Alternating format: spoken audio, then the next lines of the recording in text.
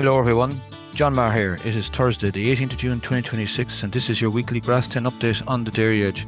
Well, on average, growth was about normal for the week gone by, had about 66 kilograms of dry matter per hectare per day, but variation does exist now. The average farm cover was 672, which is about 50 kilograms of dry matter per hectare down on the previous week, and cover per livestock unit was just over 200 kilos per livestock unit.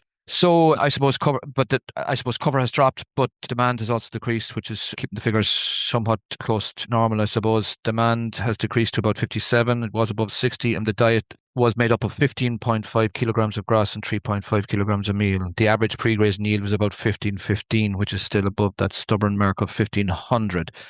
So that was the story on the quick figures now. But I suppose just in a little bit more detail as we go to the figures, dry matters are running about 18 to 20%. That will obviously change now in the week ahead, I think, with rain coming and growth picking up a bit.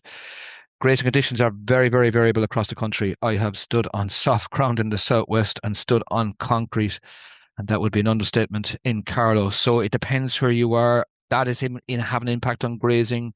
It's also having an impact on graze out and grass supply. Saying all that, the predictions for growth the week ahead are in the 70s. And I suppose with rain coming the weekend, this will bring a response in growth, I would think. I think that will be obvious as the weather softens a bit. Now, looking at the numbers in more detail, it's a case of a third. A third of the figures on pasture base are tight on grass supply, with an average farm cover of 550 or about 140 kilograms per livestock unit. So the growth rate is in the early 60s here. And another group very much in grass surplus, grazing over 1,700 kilograms. The quality of grass cannot be good here now, to be honest, and neither can the clean out. So the average farm cover this group is almost 750 or 225 kilos per livestock unit. Interestingly, the middle and lower groups are grazing grass in the 1400s, which is where we need to be to try and address the grass quality issues. So I suppose the objectives for the week ahead then are really about three areas, depending where you are. On grass supply, I suppose tackling surplus for those in surplus, tackling deficit for those who are in the deficit group, or tight on grass supply. That mightn't be all that bad, actually. And then for everyone to try to correct grass quality because it has our stemming has come in a surge. So tackling the surplus first, I suppose, like when you're grazing 1700s, grass quality is already wrong there, unless you have very, very early aftergrass. But even still, it's not good to be grazing 1700s because you won't have that much aftergrass. Grass quality has a very negative impact on animal performance. We see that, protein should be rising from April into May into June by about 0.05, certainly maybe even close to 0.1. Milk yield should fall not greater than 10% in the month. I suppose another piece of that jigsaw, we're focused on milk solids really. And the acceptable drop in a month is about 1.5% per week or 6% in the month. 8% would be too much of a drop from month to month in milk solids yield. You can do those calculations. I wouldn't do it on one collection. I do it on an average 3 collections a month ago and 3 collections currently if you want to do that number to see where you're at. But the quality remains a challenge and is having an impact. The surplus grass that's on these farms needs to be allocated really to short-term silage or maybe other things like heifers or reseeding or whatever the case may be, but to try and get the animals back into the right grass. Now, I have one caveat here because there's people on heavier land I know are struggling with grazing conditions and grass surplus is going to be a problem there. They cannot graze out the way they want to. You would hope that weather and ground conditions would improve for them, but so it's fine for me to say things at times on a call like this, but just to be clear, might be as easy for everybody. The deficit group, some of these, the stocking rate and the growth rate are just not matching. It's just too high, and it's going to be hard to get that back unless the stocking rate's addressed or more land comes in. Surprisingly, many were behind on fertilizer application. This did have an impact. And when I say fertilizer application, I mean nitrogen, I mean sulfur, those two in particular, but also I would say K. Some farms have gone ball-headed for correcting grass quality. It's a brave move. They would have carried out maybe excessive mechanical correction, which impacts pasture recovery, makes them tight and grass supply. Saying that, if the growth rate improves this week with heat and moisture, then it mightn't be the worst thing in the world.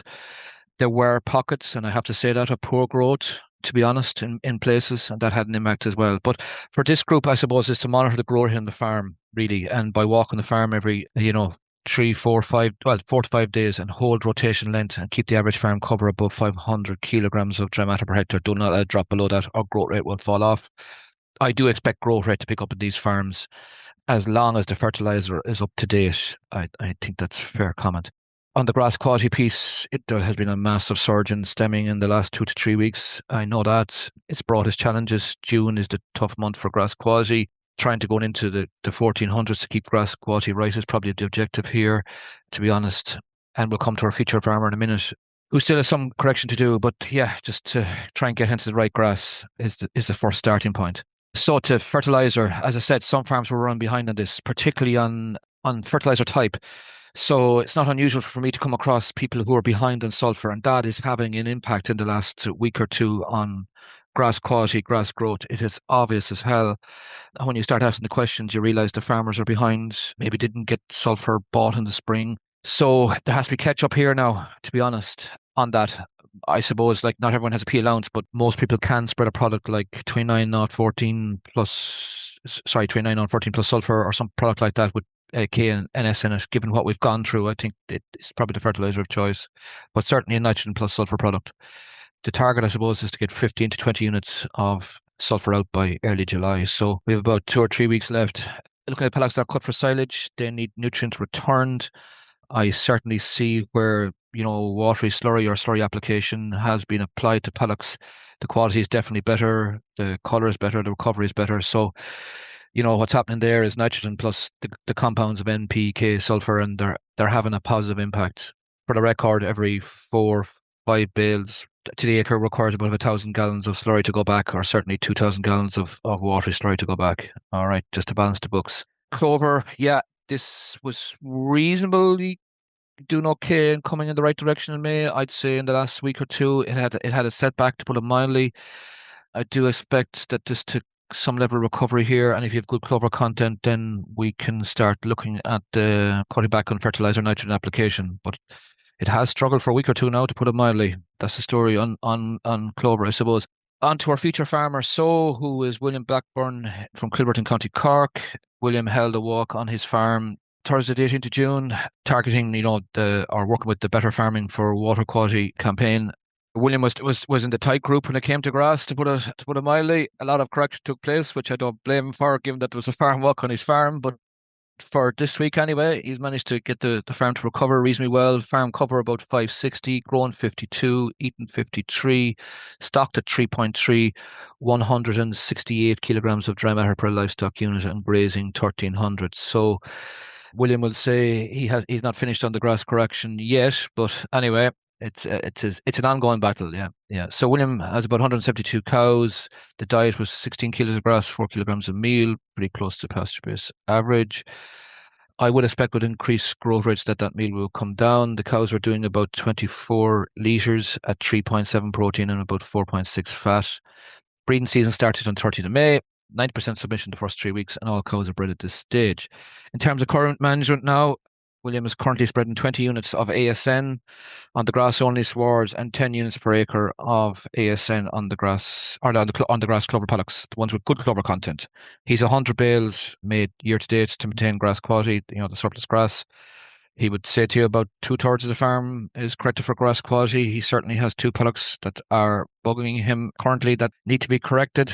So, yeah, it's an ongoing battle, but a lot done. In terms of second cut, then, just for the record, it received 2.5 bags of 24, 2.5, 10, and 3/4 of a bag of muriate of potash per acre to get the K right. In terms of reseeding, then, 12 acres got sprayed with Pro Clova there about 5-6 days ago. It got 3 bags of 10, 10, 20 at sowing. It's going to get solid water after its first grazing to, I suppose, encourage tillering and encourage the clover. And there's 12 more acres sprayed off in the last 2 weeks. So it's an ongoing thing in terms of reseeding on the farm. This is something that Williams targeted quite a lot in the last few years as reseed. So good on you, William, for doing that.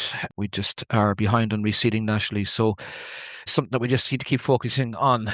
Right. I suppose the other thing then that happened today was the Pasture Progress Awards, and the winner was announced. This competition has evolved to replace the Sustainable Grassland Farm of the Year competition, which ran for about 8 years. I suppose it's more about making progress now in grazing this competition. There are regional winners, there are county winners, but the overall winner was announced today, and that was Liam Rochford from County Wexford, not too far from Wellington Bridge.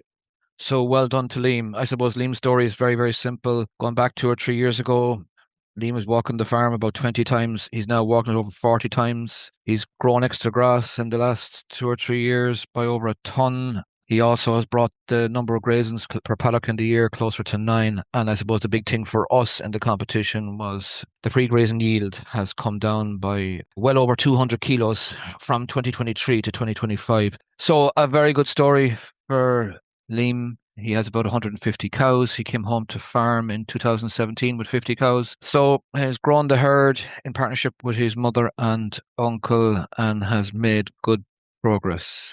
So yeah, a very good story. So well done to Liam on that. Just as well, the competition also has a student category, and well done to Glenn Williamson from Ballyhaise College, who won the student award. Glenn comes from a very good dairy farm in Ballybor in County Cavan. I've been lucky enough to be on that farm, so well done to Glenn. He did exceptionally well to win the competition because it was a stiff competition in the student section, I will say that. So super that Glenn won that, and well done to the college as well for having Liam well prepared for the competition. So that's the story of that. Last pieces then, I suppose, just on, I'll finish off by saying a little bit on the receipts. We don't have a feature on that in the section of the Grass10 newsletter this week, but we have a little video with Tom O'Connell there. And I suppose, look, the time is coming now for receipts to be sprayed. You're going to need the right weather and free of wind. That has been tricky, but once the average dock in the paddocks at €2 coin stage, it's time to move. It's the best chance to control docks. As William has outlined in the farmer feature, he sprayed Pro Clova last Saturday. So, if you'd like to hear more from the Grass10 team, subscribe to the weekly Grass10 newsletter, which is available on the Grass10 page on the Teagasc public website, and the link to the newsletter is also available in the description of this podcast. We'd like to thank those who support the Grass10 campaign: AIB, Grassland Agro, Department of Agriculture, Food and Marine, FBD, and the Farmers Journal. This has been your Grass10 update, and I'll talk to you all next week, and best of luck in the week ahead.